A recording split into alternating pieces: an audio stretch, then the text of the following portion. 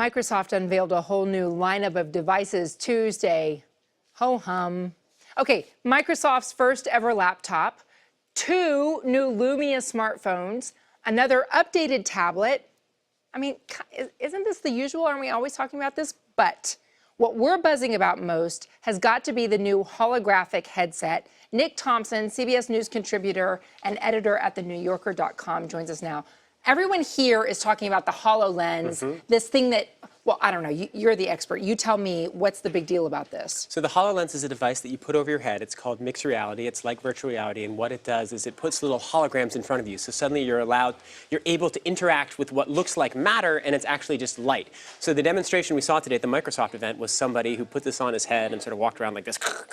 But what he was seeing were robots attacking him. It was a way of making a video game real. It's a way of making an environment around you totally immersive. It might be very helpful for people who design dresses or products or the like, right? Right. It could be helpful in thousands and thousands of ways. We could be using them all the time, or they could just be incredibly annoying. Can you imagine what it would do for porn?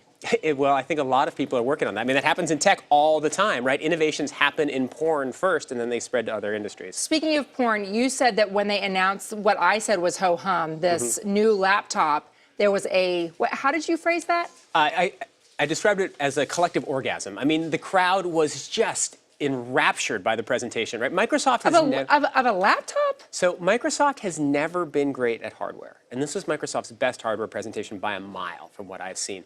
And what they did is they structured it very well. They've learned a lot from Apple. They said, oh, we have a new laptop. Everyone said, oh, clap, clap, clap, a new laptop. And they said, oh, and look, you can take the top off.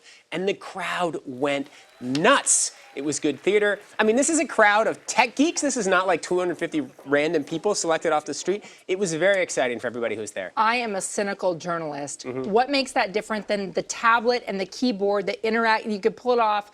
I mean, it's not new. It's not a new concept. Right. So the concept of obviously laptops, and the whole point of a Surface tablet, right, which is Microsoft's flagship tablet, which has actually been selling quite well, is that you add a keyboard to a tablet. People like it. It adds business. What you do with the laptop is you have a whole bunch more power in there. You have a power of a laptop, not just of a tablet. And then you also have the flexibility of a tablet. So it's adding a bunch more things onto a very powerful device. Okay, so here's the burning question. Does this now make Microsoft cool again? Well, that's actually kind of, yeah. I mean, the weirdest thing about tech in the last few months, Apple had an event where they kind of seemed to be copying everyone else, and they seemed a little less cool.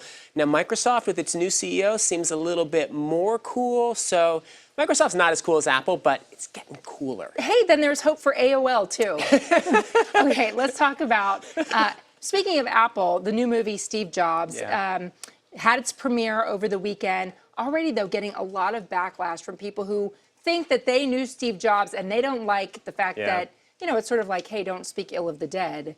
They don't like the light he's cast in. I know. So people who love Steve Jobs think that the movie is, you know, not appropriately appreciative. And they said the same thing about the Alex Gibney film, which was actually, you know, quite tough on him. I mean, this is just people who love the guy who don't want a word of criticism of it. I think it's absolutely fair to have some criticism. He was a complicated guy. A lot of people hated him. I mean, look, he's an absolute genius. He's getting a movie made about him. That's a sign that everybody respects that he's a genius. There's no doubting that. And it's okay to show this and that. Okay, finally, I've got to ask you about this city in California that is doing something new. It's a robot car, driverless shuttles that are going to zip employees around this Northern California campus, a park next summer. Yeah. I mean, is this really the wave of the future? Because after all, it happens on tramways and air trains and things like that, but they're on a track. Yeah, we're getting to the point where we have robot cars everywhere. I think that's going to be great. I'm very excited for it. I look forward to it. Of course, it's going to start now. It's not going to start on public roads. It's going to start in parking lots and shuttles, and it's going to be contained. But we're going to get there in 10, 15 years, and this is another step in that direction. And Contessa, I think that's wonderful. Nick Thompson, thank you so much. I wish I'd been there as part of the crowd that was very excited and enthusiastic, I believe is the proper phrase. Thanks, Nick.